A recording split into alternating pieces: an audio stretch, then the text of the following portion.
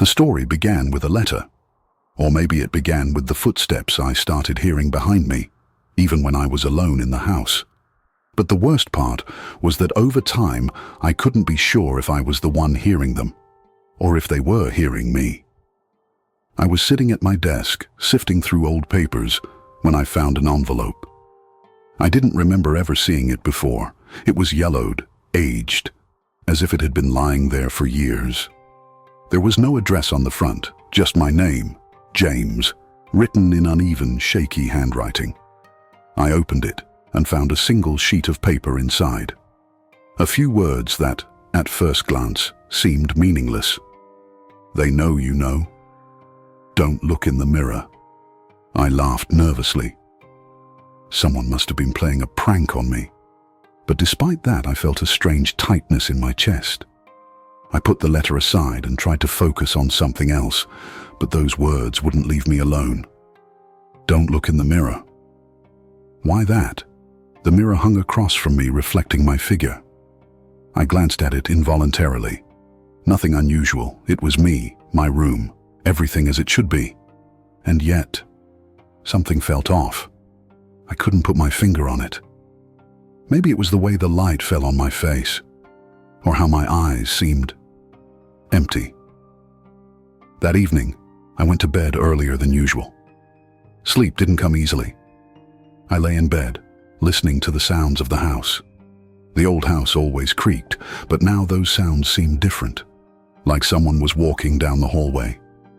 The footsteps were soft but distinct. I froze. I was alone. I live alone. It had to be just my nerves. The next morning I woke up feeling like something was wrong. The room seemed colder. I got up and went to the mirror to shave. As soon as I stood in front of it, I felt the same unease as the day before. My reflection seemed off, like it wasn't entirely mine. I smiled, trying to calm myself, but my reflected smile was delayed by a fraction of a second. I blinked, and my reflection did the same, but slower. My heart raced. This was impossible. It was just fatigue, just my imagination. But with each passing day, it got worse. The footsteps at night grew louder. Sometimes I heard whispers, though I couldn't make out the words. The mirror was the worst. My reflection started moving independently of me. Once, I saw it turn and walk out of the room while I stood still. Another time, it smiled at me while I remained serious. I began avoiding the mirror, but it didn't help.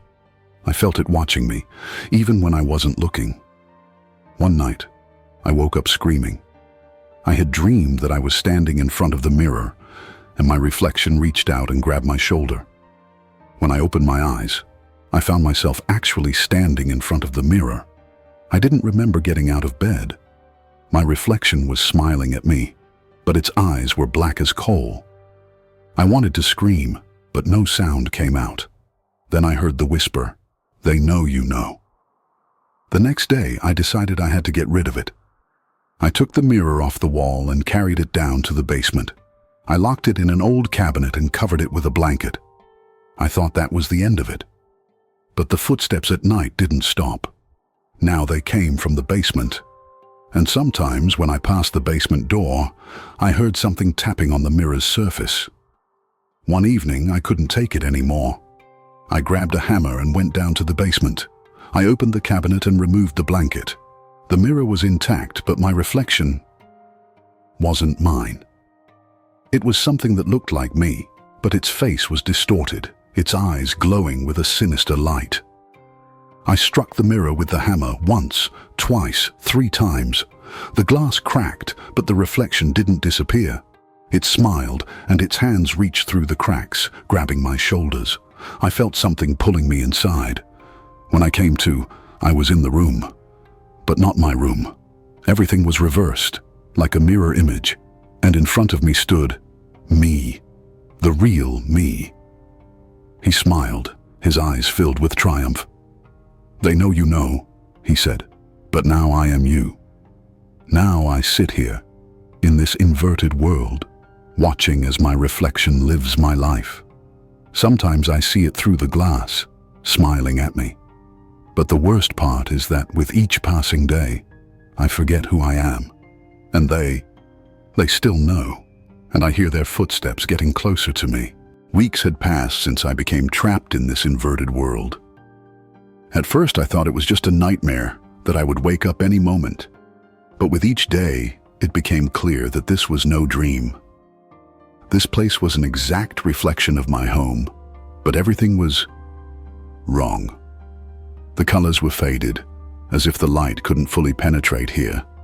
The air was heavy, saturated with the smell of mildew and something else, something I couldn't name. My reflection, or rather, what used to be my reflection, now lived my life. I saw it through the windows, moving around the house, talking to people I knew. It smiled, laughed, acted as if it were me. But I knew it wasn't me. It was something else, something that had stolen my life. And then I began to hear them.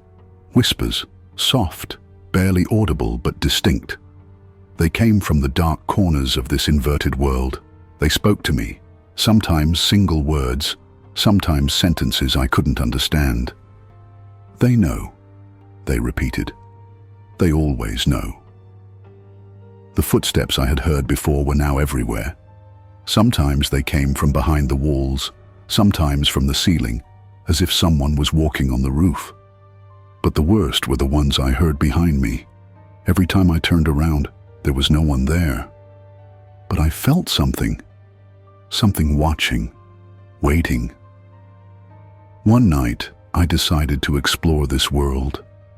I took a flashlight, it worked here, though the light was dim, as if struggling against the darkness, and left the house. The streets were empty, but they weren't silent. There were sounds that shouldn't exist. Rustling, tapping, footsteps. Sometimes I saw shadows moving in the distance, but when I got closer, they vanished. Eventually, I reached what seemed to be the center of it all, an old, abandoned building that in my world was a park. Here it stood, dark and ominous, as if waiting for me. The door was ajar, and from inside came a faint murmur, as if hundreds of voices were speaking at once. I stepped inside. The walls were covered in mirrors, but they didn't reflect me. Instead, they showed scenes from my life, moments I remembered and ones I couldn't recall. In the center of the room stood a large mirror, and in it, my reflection. It smiled, but its eyes were empty, devoid of a soul. "I knew you'd come," it said. "They always know." I started to back away, but the mirrors around me came alive. From each one, figures emerged, variations of me, but distorted like failed copies. They reached out, wanting to touch me, to pull me in. I ran. I sprinted through the streets, hearing footsteps, whispers, laughter behind me. When I returned home, I found another letter. This time written in my handwriting, but I hadn't written it. "You can't escape. They always know." Now I sit here, in this inverted world, watching as my reflection lives my life. Sometimes I see it through the glass, smiling at me. But the worst part is that with each passing day, I forget who I am, and they still know. And I hear their footsteps getting closer to me.